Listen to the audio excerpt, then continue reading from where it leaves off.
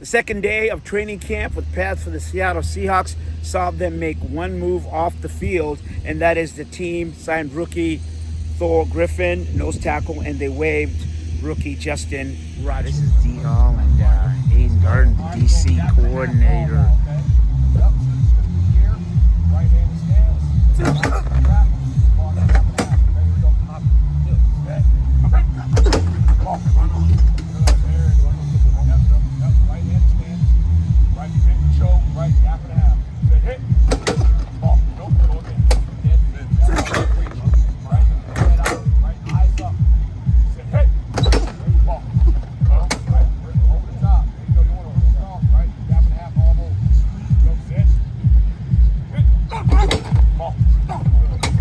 Now they're going over here.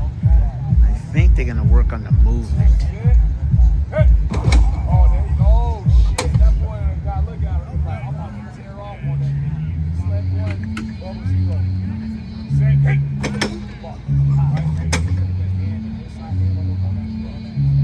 Yeah, he's rushing in, and then he's turning, and it's really talking about taking the left hand and moving whatever player is in there when D. Hall is rushing. See it again. 1, 2, 3, bam! And the idea is for him not to hit him in his face, right? So he doesn't get a face mask. He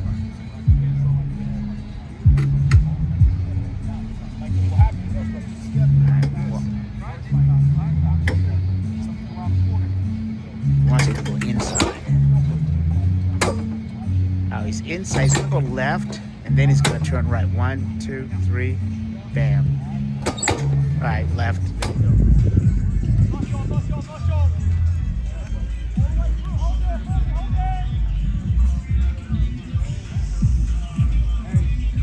This is what backfield guys look like now. Not like me. You know, that's it.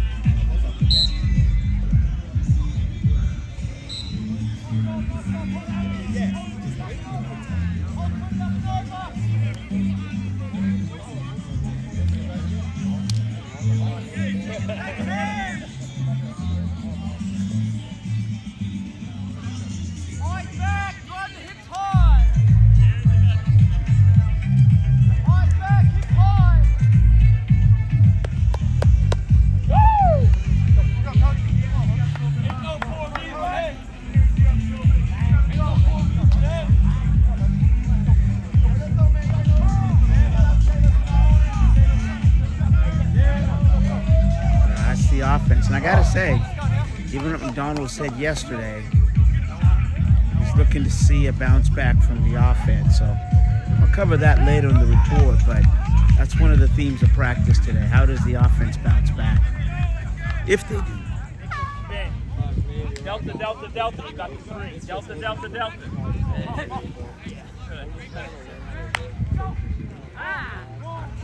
Let's go, Brady. Mike McDonald talked about this, that how DeMarcus Lawrence, he said on tape he looks like a giant. And this is one of the elite players in the NFL. I would say history, Hall of Famer probably. And here he is working on his intricate stuff. Attention to detail.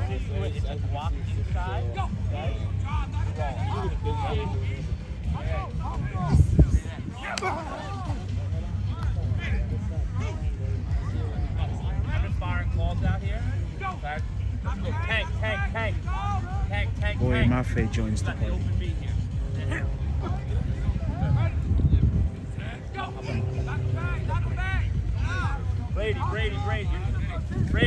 Brady. Let's go far. I got Delta. Be my guard. I got Delta far.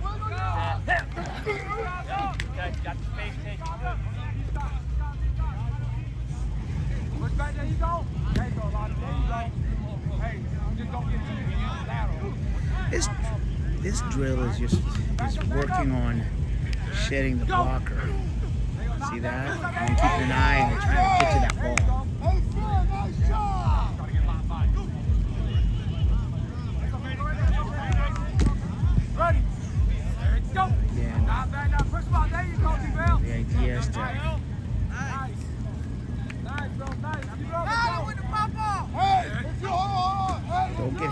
up. What this is a, you heard him, this is the physical part of practice.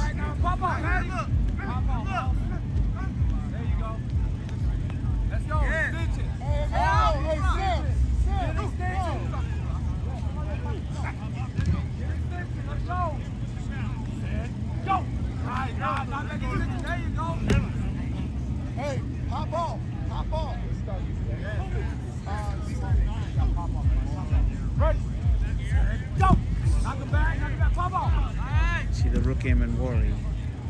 And this is special teams drill, obviously, right? Aim and worry, number 3, the rookie, getting there, they're teaching them. This is how players get on the field. These drills, special teams, that's how you get minutes.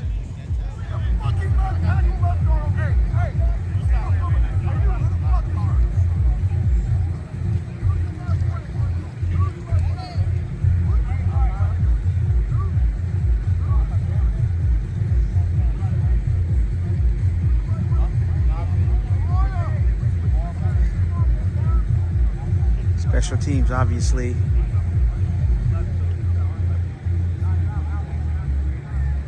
It's J Harbaugh. So there's the kickoff, a scan over.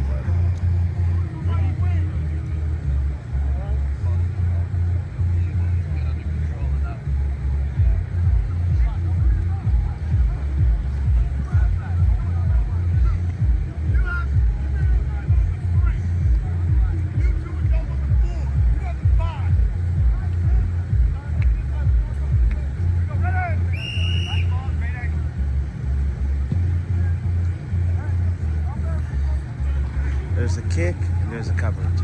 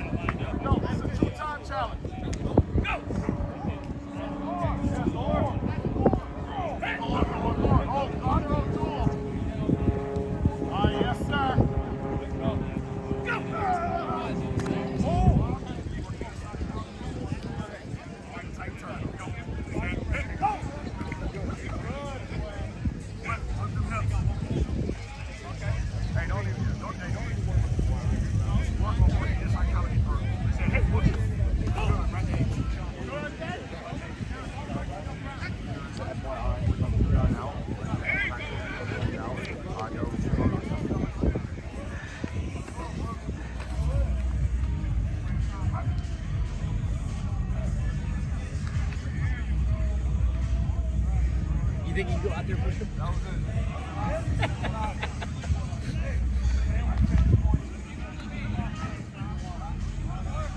I mean, you got to clean up a lot of things, and going against the guys that you go against on the Seahawks D line, they magnify your weaknesses tenfold. So just trying to learn from them and take as much coaching as I can and progress as much as I can.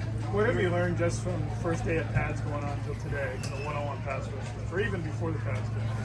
Yeah, I'll give you guys a little insider information. Coach McDonald probably doesn't want me to, but Leonard Williams, Jay Reed, Murph, those guys are really, really good. So I don't know if you guys knew that or not, but yeah. What's good about them? Are you surprised by any of the conversations that you're having with them? No, but to outsiders, yeah, you'd think so. I mean, these guys are one of the best leaders I've been around. Like Leo talking to me the past few days during one-on-ones, helping me out. progressing my kind of pass set, what he's seeing, what I'm feeling, like all that stuff. So I mean, that's just the type of person, player he is, leader he is. So it's kind of the culture that's being built around it. Did he initiate that, or did you reach out to him? It's a little bit of both. I mean, a lot of times I'm asking him questions. There's a few times that he's came up to me and just said like, hey, this is what I'm seeing, this is going to help me out, and all that. So just using kind of all the knowledge I can gain to be the best I can. Did you expect to get that kind of help when you got to the NFL? No, not at all. And it just kudos to the vets on this team for doing that. Because as I found out, that's not normal around the league. So that's just a testament to what coach is building here and the type of culture we have with the Seahawks. And besides the D-line, how about your teammates in the O-line? How they how they help guide you through this week at SO camp? I can't even put into words how much, I mean, a guy like Charles Cross has helped me so far. He seems like a big brother to me, kind of guide me through the ranks and what to expect, and kind of tips and tricks and all that stuff. So, and I mean, it goes all the way across the board from Olu, Jalen. So I'm pretty fortunate to be in the offensive line room that I am in. Do you kind of have a double take sometimes when you look across and Jalen Sundell's playing center or right guard? Yeah, a little bit. It's just like the good old days. Back in Fargo, North Dakota, playing next to each other, and a lot of times it's like we don't really talk, and then after a play, we like finish each other's sentences. So that's like a little jump scare, but it's awesome time to play next to him and a great dude as well. Sean, what have you learned here from this first week being around Coach Ben and his staff, and just the way that everything's coming together for your offensive line with that new coach? I love it. Run the damn ball. That's what I've learned. And I think that's what we're going to hang our hat on this year. So it starts up front. And we got to be able to move the line of scrimmage and then protect the guy behind us who's slinging the rock pretty well right now. What kind of coach? A tough love type coach. He's going to coach you up. And I mean, every single question I have, he answers. And I feel like sometimes he can see my kind of wheels turning up in my head thinking about a certain play, and he just answers it for me. So that just is a testament to what type of coach he is and can understand all the players. Back to Charles. Yeah. There's going to be days where the D-line's kind of getting off the ball a little bit quicker and stuff, and you have to learn from that. And I think if we're going to hang our hat on being physical and running the ball, we have to show up every single day. Right now, I mean, Jack said it perfectly. We're process-driven. We're not result-driven. It's going to be a roller coaster up and down some days and stuff. And you just want to have that trend going linear in a positive direction. So that's something where if the head coach is saying that, like, we really kind of need to look in the mirror and kind of figure out how we can get the horses turned in the right direction and run the ball north. Yeah, I think just being locked in every single play and having your best play be the next play. And so learning from every single play, because, I mean, coming into this league as a rookie, it's not going to be perfect. But at the end of the day, you got to get the job done. You got to keep the quarterback vertical, and you got to find a way to move the line of scrimmage. So I think just understanding that and taking it into a mindset type deal, because sometimes, I mean, you're just going to have to will yourself into a block, and you might not have the best footwork or hand placement, but you just got to fight, kind of continue to find, I'd say, just quickness off the ball and smartness too. Like, you just named off 3 elite defensive linemen, and so being able to understand what they're thinking while still trying to get your job done, reading their stances and all that, and then them also playing games with you and mixing up their stance so you think one thing and they do another. So I think iron sharpens iron, and I think it's going to be really important that I get to go against these guys, the offensive line gets to go against these guys, because at the end of the day, when you make the guy across from you better, he's going to end up making you better, because you're both just stacking each other. I think just, I've said it before, but the starting point, like, I feel like the standard is high right now. The catch is completed. We all feel a certain way. And yeah, the energy and the juice, the togetherness is at a premium.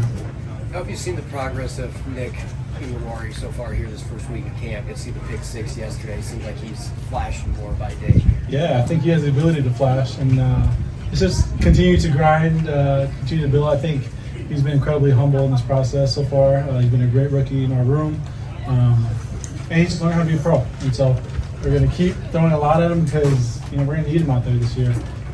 But so far as he's making plays, he's doing a great job. Just about anyone on offense, we ask about the offense this year. They talk about running the ball, and Trey Davis said, that's what we're going to hang our hat on. Is someone practicing against that offense, and you sense that difference in approach? Yeah, it's they're trying to set a standard of how they want to operate, and you can see it. It's evident. They're trying to get off the ball. The receivers are trying to block, tight ends trying to block. So it's exciting to see. Just it's trying to develop an identity with a lot of new pieces. And so I was excited to go against them. It's excited to get new, fresh looks every day. And on defense, we're still trying to get after them. So it's fun to see them kind of start the process. I have some really good vets and mentors in my kind of career that just kind of changed everything for me. And so I'm trying to be that for him, just trying to be a resource for him. Any questions you can ask. I know Spoon is trying to be that for him, as well as the other guys in the secondary. Because, like I said, we need him. It's not a thing of he's a rookie, we're gonna be on him. It's not like we're gonna be on him, but it's all in the effort to just help him get better and just be the best player he can be. I don't know. That's what's special about this room. It's not just like talk. It's everyone. You might get a little chippy in the room, inside the room behind closed doors. But when we're out here, we have each other's backs and we just want everybody. It's tough. I mean, when the culture was so strong in previous years here. Mike said the term, we're getting it at the ground level. You're getting it on the ground floor of the new Seahawks culture, embodying everything the community, the fans bring in, the history of the team, but just the style of how we're going to do it now, which I thought was pretty exciting. It's just, there's a lot of stuff that's thrown out there in meetings and all that stuff, and that one phrase caught me because we're just trying to build a different standard, different culture here. It's going to be operated differently. I think you guys can tell probably a little bit. So he's settling in that role, and I think we're shifting in a great direction. Julian, how do you build? How do you? Yes, I gotta get one in here. How do you build a new culture without disrespecting the past and what that was there? You know what I'm saying? Yeah, I think it is a great place because you have a lot of the past and the culture, at practice every day. I've been talking to some of the LOB guys, and they're going to be here next week. They're going to be out at practice, and so it's not like ever we're turning our back. We're closing the door on what it was. I think we always need to honor that because that's what built this franchise to be this new kind of silver age of football. But we want to be something new, something that wants to be Mike. Mike's the head coach for a reason. I think he's just trying to build it his way. And then going back to the work ethic, you just talked about going and doing your own business, doing your thing, and not worrying about whether you're in the top 10. Seems like that exemplifies that DB room that you're a leader of. Yeah, it's a really cool culture. I think Carl Scott helped kind of foster. Is we all want to be the best. We all want to be have all the accolades you can think of. But it's not in a selfish. It's not in a over the top egotistical way. We all have ego. We have a lot of ego in that room. But I think that kind of the goal of us is bigger than the goal of kind of me. And so it's hard to. I don't know how you can create that. It's come pretty natural, and I'm really proud and happy to be part of this secondary room.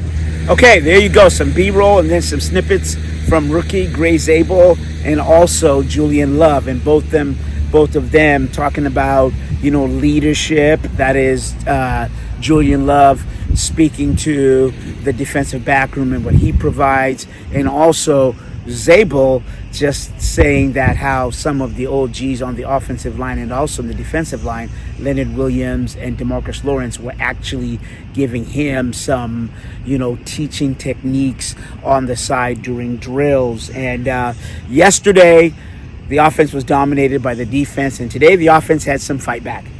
And George Halani was one of those players that really had a good bounce back day. He had a 60-yard run, and then more importantly, he had a couple good runs inside. I would say Zach Charbonnet's the other one. But going back to Halani, he was also he was the back during third down. So that's an important step there. So there's an opportunity for him to be in there when the team is in their third down formation, which means he gets an opportunity to get on the field. And yes, Derek Young was another standout on the offense. He had some really good catches, and his run block was really good. And so if Young had a good day, then that means Sam Darnold had a good day. And the thing with Darnold, I think he showed kind of his mobility a little bit. He had Jackson Smith-Njigba on an excellent, pass play where Darnold is rolling out to his left here, and then Smith-Njigba is going that way, and it was one of those sliding, almost a baseball catch you see a center fielder make, but it was perfect just because his ability, Darnold, that is to square his shoulder, and then obviously Jackson Smith-Njigba to keep running in the paint there. It just shows the continuity and some of what they're building. The other thing, there was a couple skirmishes today, and they were very interesting and gives you an insight about the Seahawks. The first one, the skirmish that happened, was Jared Ivey and Anthony Bradford, and they were doing the offensive linemen and then also the linebackers coming in, and that is in terms of the blitzing. When those two, Ivey and Bradford, kind of they came together, did some shoving up here, and then before you know it, they were engulfed by teammates from both teams. I think that's really important just to show, the psyche and the makeup of this team. So let me go to the other one, and then I'll come back to that. And that was Nick Emenwari also got locked up with Elijah Arroyo. So, they also kind of were doing in the team drills, and he put his hand up there, team scrimmage. The helmet was off on both players. And again, what it shows is it didn't escalate, and this really shows about what this team, the makeup, is about. It's play hard as you can, chase the edges, if you will, as Mike McDonald likes to say. And also, his number one mantra is 12 as one. So, you're seeing kind of, the backbone of this team. They're going to compete. They're not going to back down to anybody. And so, and then I would also say, as far as off the field, Ernest Jones, Shaquille Griffin, still not here. And I said that's just an update from yesterday. Coach said they should be back in the next couple of days. Running back Ken Walker did not practice today. So maybe, it's a veteran day. We don't know. We'll just have to wait and see what happens tomorrow. And then Josh Jobe was not on the field towards the later part of practice.